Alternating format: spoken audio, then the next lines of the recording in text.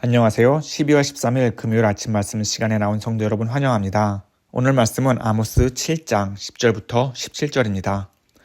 때에 베델 지사장 아마샤가 이스라엘의 왕 여로보암에게 보내어 이르되 이스라엘 족속 중에 아모스가 왕을 모반하나니 그 모든 말을 이 땅이 견딜 수 없나이다. 아모스가 말하기를 여로보암은 칼에 죽겠고 이스라엘은 반드시 사로잡혀 그 땅에서 떠나겠나 하나이다. 아마샤가 또 아모스에게 이르되 선견자야 너는 유다 땅으로 도망하여 가서 거기에서나 떡을 먹으며 거기에서나 예언하고 다시는 베델에서 예언하지 말라. 이는 왕의 성소요 나라의 궁궐임이라.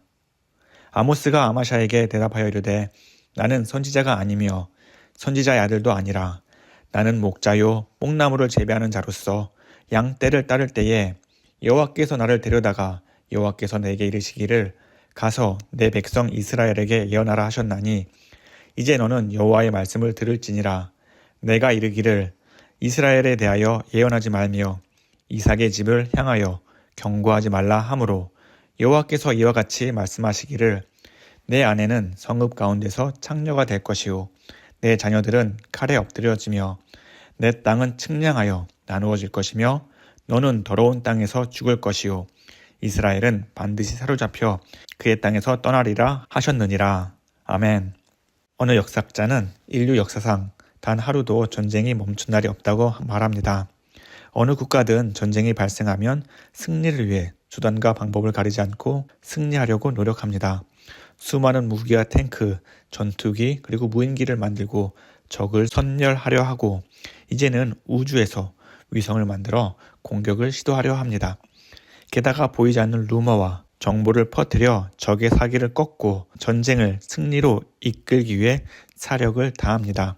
이처럼 물리적, 정보적 전쟁이 끊임없는 세상 속에서 우리 성도들 또한 또 다른 전쟁을 치르고 있습니다. 그것은 바로 영적 전쟁입니다. 사도 바울은 이렇게 말합니다. 우리의 씨름은 혈과 육을 상대하는 것이 아니요 통치자들과 권세들과 이 어둠의 세상 주관자들과 하늘에 있는 악의 영들을 상대함이라.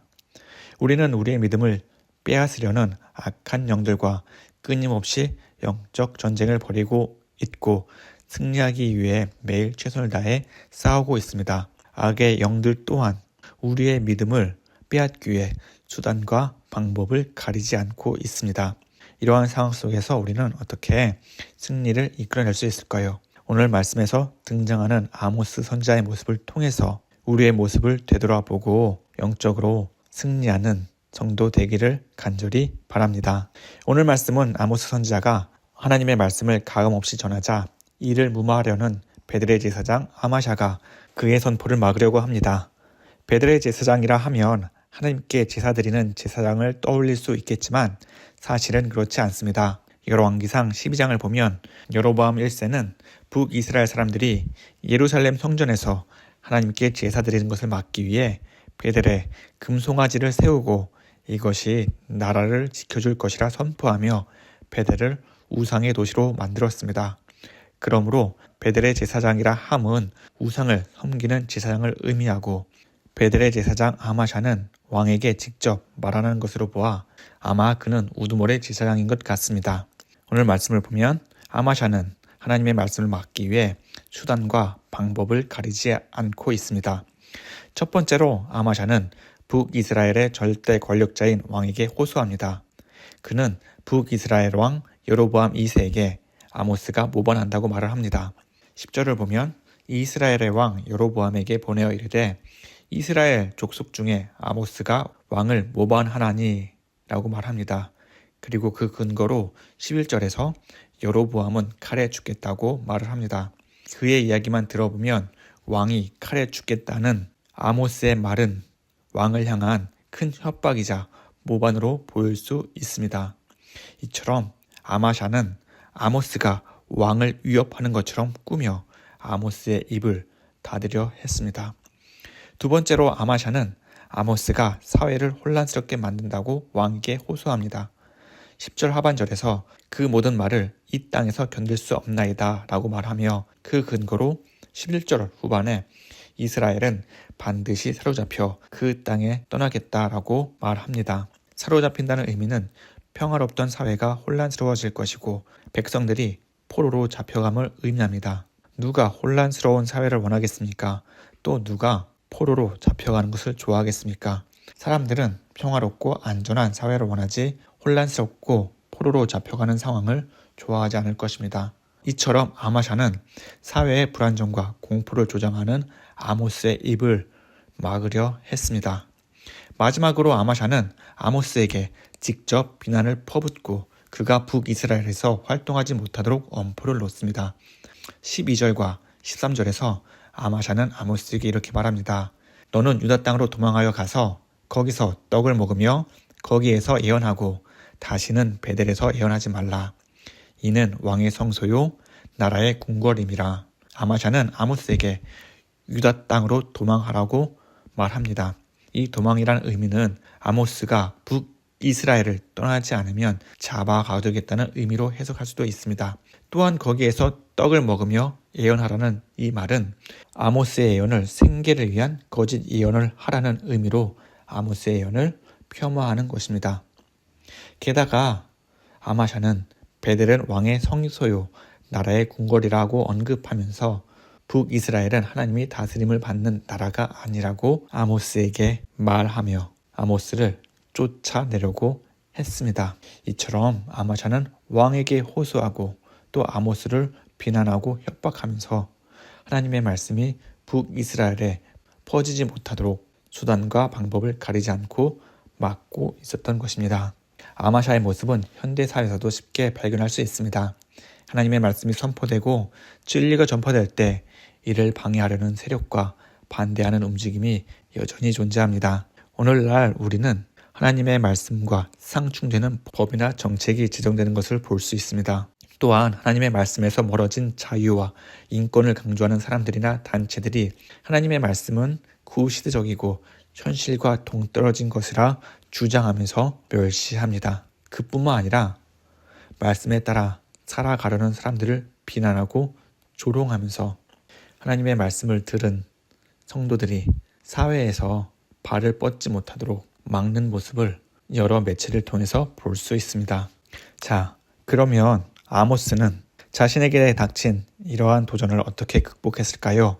그는 자신의 뜻을 드러내기보다 하나님의 뜻을 온전히 나타내는 데 집중했습니다. 나는 선지자가 아니며 선지자의 아들도 아니고 그저 뽕나무를 재배하는 자라고 말합니다.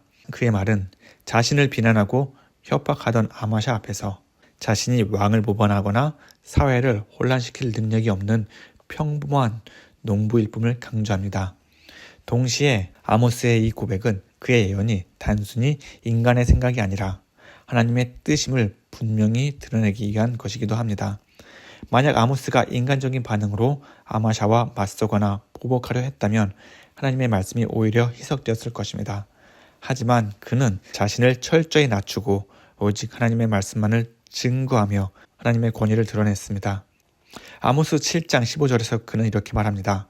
양떼를 따를 때에 여호와께서 나를 데려다가 여호와께서 내게 이르시기를 가서 내 백성 이스라엘에게 예언하라 하셨나니. 아모스는 하나님이 말씀하신 대로 가감없이 명령에 순종하며 하나님의 말씀을 전했습니다. 그는 하나님의 권위와 명령에 의지하며 북이스라엘의 죄악을 꾸짖고 회개를 촉구했던 것이지요. 이러한 아모스의 모습은 우리에게 깊은 교훈을 줍니다. 하나님의 말씀을 거부하고 죄악이 가득한 시대에 살아가는 우리는 하나님의 말씀을 먼저 받은 자로서 아모스처럼 그 말씀에 따라 살아가야 합니다. 사도 바울은 고린도 후서 4장 6절과 7절에서 이렇게 말합니다. 어두운 데에 빛이 빛이라 말씀하셨던 그 하나님께서 예수 그리스도의 얼굴에 있는 하나님의 영광을 아는 빛을 우리 마음에 비추셨느니라. 우리가 이 보배를 질그릇에 가졌으니 이는 심히 큰 능력은 하나님께 있고 우리에게 있지 아니함을 알게 하려 함이라. 우리는 질그릇과 같이 연약하지만 예수 그리스도의 은혜와 성령의 도우심으로 하나님의 영광을 품고 살아가는 존재입니다. 하나님의 귀한 사명을 받은 자로서 우리는 우리 자신의 능력이 아닌 하나님의 능력을 의지하며 믿음을 증거하며 이 땅 가운데 살아야 합니다. 성도 여러분, 세상이 각박하고 우리의 믿음을 조롱한다 하더라도 우리의 힘과 능력으로 그것을 대응하고 무마시키려는 것이 아니라 오직 하나님의 말씀을 붙잡고 말씀에 따라 순종하며 예수님의 그 말씀에 따라 복음을 전한 자가 되어야 할 것입니다. 이 세상의 모든 것은 하나님께서 창조하신 것이며 그분의 섭리 아래 움직이고 있습니다. 하나님께서 우리에게 주어진 그 고귀한 사명을 하나님의 뜻 가운데에 이루며 나아가야 할 것입니다. 아모샤는 하나님의 말씀을 거역하여 끔찍한 심판을 들었지만 아모스는 하나님 말씀에 순종하며 귀한 사명을 잘 감당했습니다. 오늘 하루 우리도 아모스처럼 하나님의 말씀을 들고 어두운 세상을 비추는 귀한 주의 자녀로 살아갑시다. 세상이 우리를 인정하지 않아도 하나님께서 우리의 삶을 보시고 기억하시며 우리를 통해서 하나님의 뜻이 이루어지리라 믿습니다. 하나님의 일을 행하며 오직 하나님만을 의지하며 살아가는 저와 여러분 되기를 간절히 기원합니다. 우리 다 함께 기도하겠습니다. 참 좋으신 하나님 아버지, 오늘도 주와 함께 동행하게 해주심을 감사합니다. 우리의 삶이 주님의 말씀으로 충만하게 하여 주시옵소서.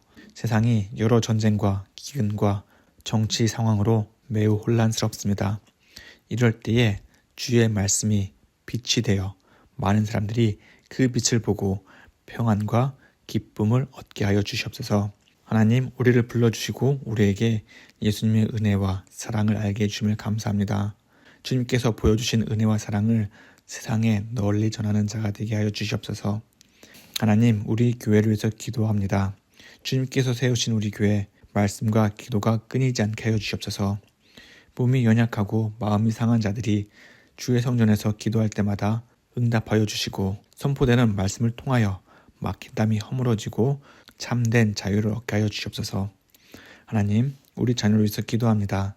주님께서 늘 동행하여 주시고 우리 자녀들이 더욱 예수님을 닮아 하나님을 사랑하고 이웃을 사랑하는 귀한 하나님의 백성으로 성장시켜 주시옵소서. 오늘도 주님이 주시는 힘과 능력으로 살아가려 합니다.